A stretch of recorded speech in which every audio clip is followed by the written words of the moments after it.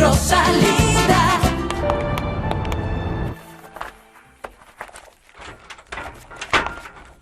Kumusta? Oh, himala, umuwi ka. May balita ba? Kasama na natin ulit ngayon ang baby ni Rosalinda. Ay, oo nga pala, hindi mo alam. Kinuha siya ng mama ni Fernando Jose, pero nabawi siya ni Ate Fedra. Wala kang sasabihin? Hindi ko yung problema. Bakit pa ako nagkukwento sa'yo? Wala ka naman pakialam sa mga nangyayari sa amin dahil makasarili ka. Mag-ingat ka sa sinasabi mo. Totoo naman ang turing mo sa amin parang hindi pamilya. Tumigil ka na. Huwag mo akong Kung sermonan. hindi namatay si mama, malamang mamamatay siya dahil sa galit sa'yo.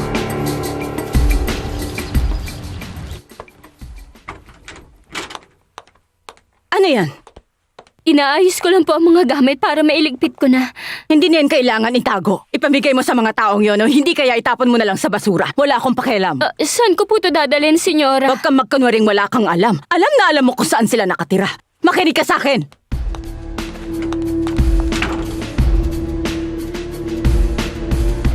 Huwag mo na ulit sasabihin yan sa akin. Bakit? Totoo naman, di ba? Hindi ko alam kung kailan ka magbabago at pinagdadasal ko mangyari yun. Suwang-suwa na ako sa paninermon mo. Makikita mo makakaalis din ako sa bahay na to. At hindi nyo na ako makikita ulit. Uulitin ko. Hindi na!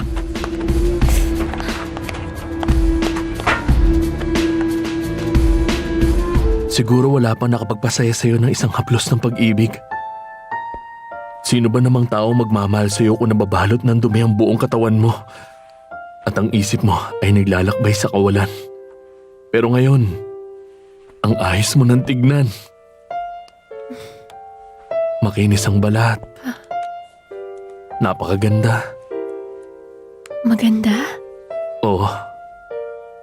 Pero ang pinakagusto ko ay ang iyong mga mata.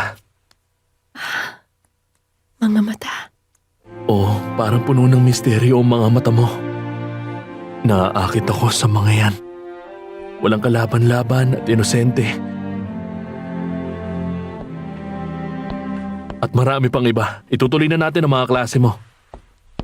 Sige, lakad. Maglakad?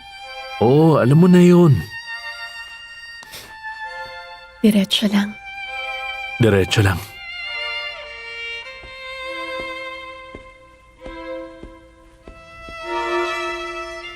Magaling. Di ba alam mo na kung paano?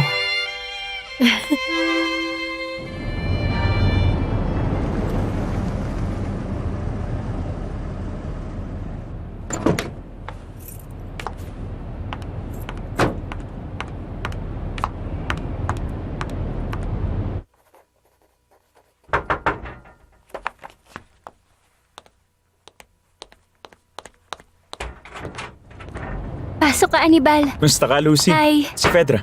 Umalis. Sabi niya kahapon dito kami magkita para bumili ng mga kailangan sa kasal. Kasi... Anibal, ipapaliwanag ni Ate Fedra ng maayos pero pumunta siya sa bahay ni Senyora Valeria dala ang dokumentong pinadala ni Fernando Jose at nabawi niya yung bata. Talaga? Maganda kung ganun. Di nandito na uli yung baby? Hindi. Kinuha ni Ate Fedra. Mananatili ang bata kasama siya. Lilipat sila sa apartment sa Palangko para dun tumira. Meron akong magandang sasabihin.